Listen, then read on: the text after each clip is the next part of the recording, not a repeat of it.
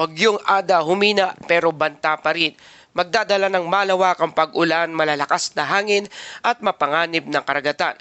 Magandang araw Pilipinas, ito ang Pilipinas Weather ngayon. Narito na ating update sa panahon. Kung bago ka lang sa ating channel, please like, share and subscribe para lagi ka updated sa panahon. Salamat sa iyong suporta. Mga kababayan, ngayong araw ng Lunes, January 19, 2026, narito na ating pinakabago update tungkol sa Bagyong Ada.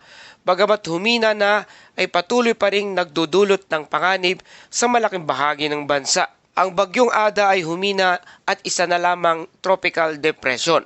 Ang lokasyon ng bagyo ay tinatayang nasa layong 380 kilometro silangan ng kasiguran Aurora.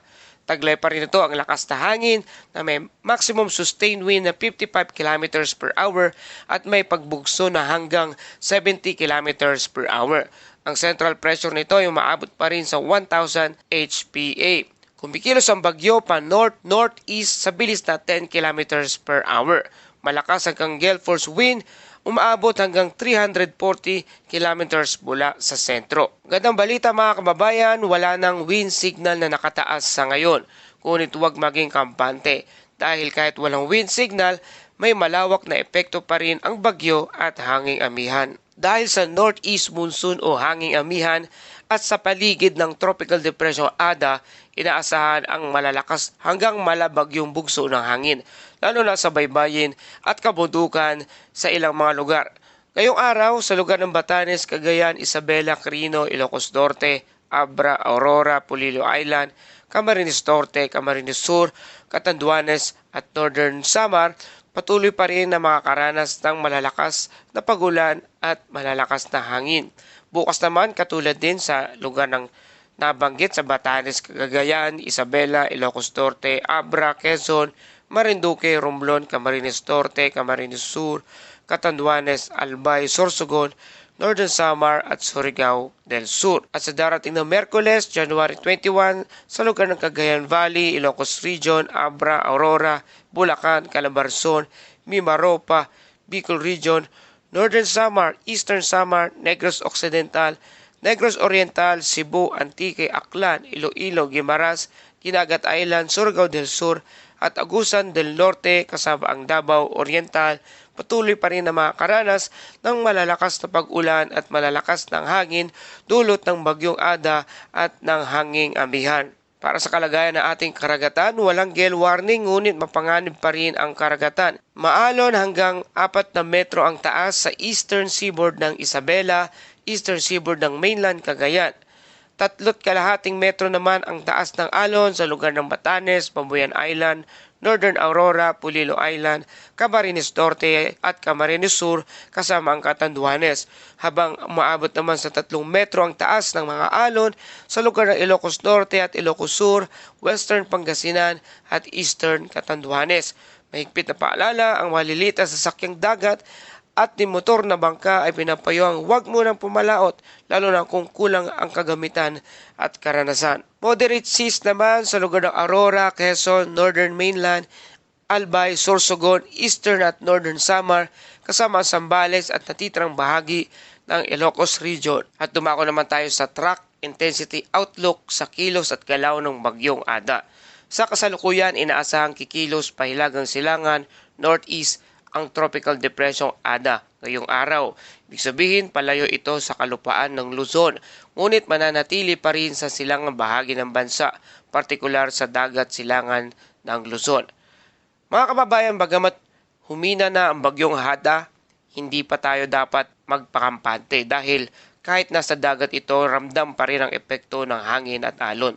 Pagdating sa susunod na araw, inaasahang maglulup o iikot ang galaw ng bagyo sa karagatang silangan ng Luzon. Kapag sinabing looping track, nangangahulugan na ito ay hindi diretso ang galaw ng bagyo. Maaring bumagal, umikot o bahagyang magbago ng direksyon bago tuluyang humina. Ang ganitong uri ng galaw ay karaniwang nangyayari kapag mahina ang steering wind o pwersang nagtutulak sa bagyo. Dahil dito, mas tumatagal ang epekto ng masamang panahon, lalo na ang malalakas na bugso ng hangin at mataas na alon, kahit wala ng direktang landfall. Ngayon, isang pinakamalaking dahilan kung bakit inaasahang unti-unting hihina ang bagyong Ada ay patuloy na pagpasok ng malamig at tuyong hangin mula sa northeast monsoon o hanging amihan. Ang bagyo ay parang apoy. Kailangan nito ng mainit at mamasa-masang hangin para manatiling malakas. Kapag tuyong hangin ang pumasok, napuputol ang lakas nito at unti-unti itong namamatay. Kaya ang dahilan nito, inaasahan na patuloy na pagbaba ng lakas ng hangin ng bagyong Ada at mawawala ang maayos na sirkulasyon ng mga kaulapan at magiging mas disorganisado ang sistema. Base sa kasalukuyang forecast model, posibleng bumaba ang bagyong Ada bilang isang low pressure area o LPA pagsapit ng Miyerkules, January 21. Ngunit mahalagang tandaan, posible rin ang mas maagang paghina depende sa lakas ng hanging amihan at dami ng tuyong hangin na papasok dito. Kahit maging low pressure area o LPA, maaari pa rin itong magdala ng ulan, hangin at maalon na karagatan. Kahit humina na sa pangalan, hindi pa rin nawawala ang banta, lalo na sa baybayang lugar ng ating bansa. Kaya sa ating mga kababayan, kahit humina na ang bagyong Ada, hindi pa tapos ang panganib. Ang kombinasyon ng hanging amihan at natitirang lakas ng bagyo ay sapat pa rin upang magpatumba ng puno, magdulot ng biglang pagkawala ng kuryente, magpalala ng alon sa coastal hazard areas. At kung kayo ay nasa baybayin, kabundukan o bukas na lugar, doble ingat pa rin po tayo. Patuloy tayo magpapaalala, isecure ang bubong at magagaan na bagay, iwasan ang paglalayag, manatiling updated sa official bulletin ng Pag-asa at makinig sa inyong local government unit advisories. At para sa summary nating balita, ang bagyong Ada ay humina na bilang isang tropical depression na lamang at wala ng wind signal na nakataas sa anumang bahagi ng bansa. Malalakas na hangin, dulot ito ng hanging amihan at mapanganib na karagatan sa hilaga at silangan ng bansa. At posibleng maging low pressure area na lamang sa loob ng 48 oras ang bagyong Ada. At dumako naman tayo sa ating Bible verse of the day mula sa Kawikaan 22 verse 3. Kung may dumarating na panganib, ang matalino'y nag-iingat, ngunit di ito pansin ng mangmang kaya siya'y napapahamak. Mga kababayan, pinapalala sa atin ng talatang ito na ang karunungan ay hindi lamang kaalaman, kundi tamang kilos sa tamang panahon. Ang taong may takot sa Diyos ay marunong makinig, magbantay at umiwas sa kapahamakan, pisikal man, emosyonal o espiritual.